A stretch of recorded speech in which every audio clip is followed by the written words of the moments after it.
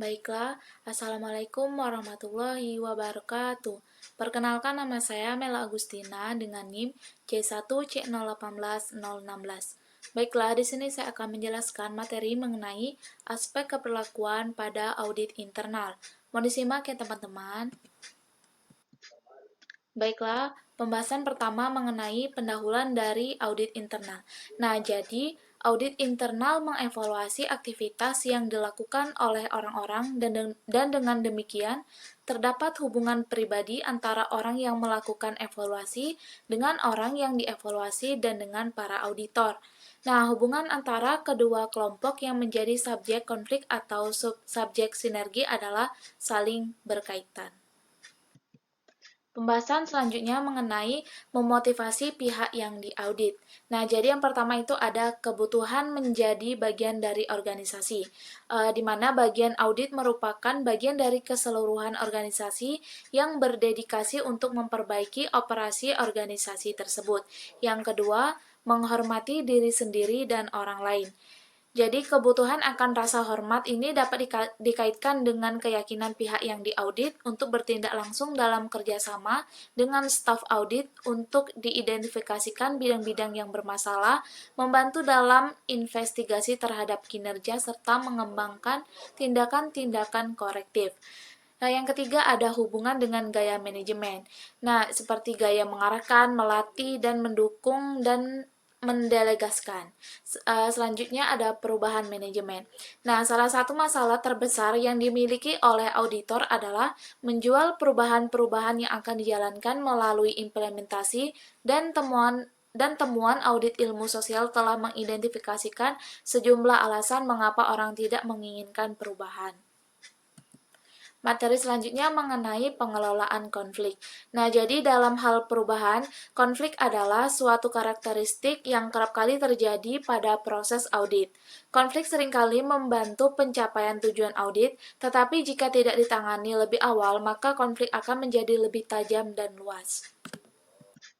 Materi selanjutnya mengenai masalah-masalah hubungan. Jadi konsep-konsep yang ada di masalah hubungan itu merupakan perilaku langsung dan kemungkinan dapat dimanfaatkan untuk semua hubungan singkat perusahaan. Nah, konsep-konsep tersebut meliputi yang pertama, ingat bahwa terdapat variasi umum dalam kemampuan dan sifat-sifat dasar individu. Yang kedua, pengaruh terbesar terhadap perasaan-perasaan dan emosi seharusnya juga dipertimbangkan. Yang ketiga, keragaman persepsi seharusnya juga dipertimbangkan. Yang keempat, ukuran kelompok pihak yang diaudit dapat berpengaruh pada hubungan. Yang kelima, pengaruh dari berbagai situasi operasional sebagai suatu variasi akhir. Nah, materi selanjutnya mengenai karakteristik umum individu. Nah, Brink dan Witt tahun 1982 juga telah membuat suatu daftar mengenai karakteristik kelompok individu dari orang-orang yang berada dalam berbagai tingkatan. Nah, pengetahuan dan pertimbangan atas perbedaan ini dapat membantu untuk memastikan hubungan yang lebih harmonis. Materi selanjutnya mengenai kesadaran pada diri sendiri.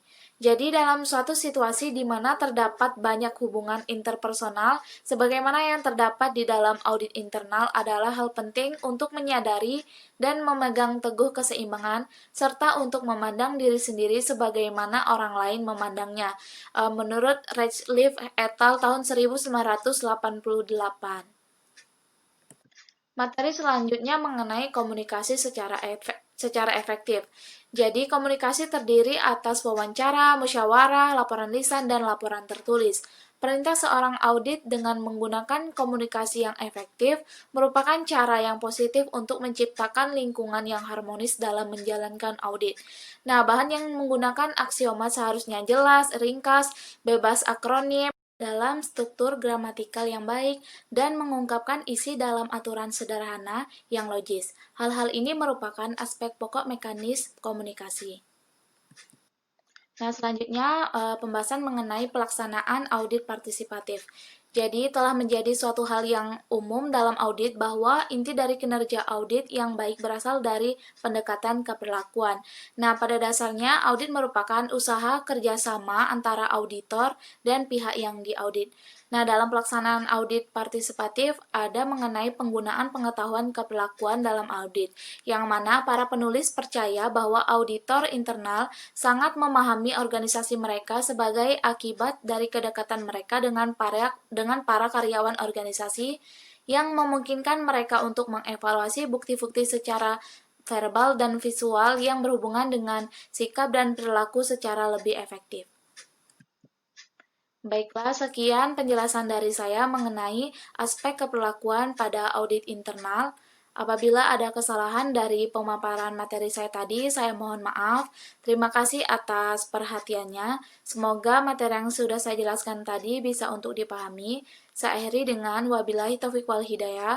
Wassalamualaikum warahmatullahi wabarakatuh.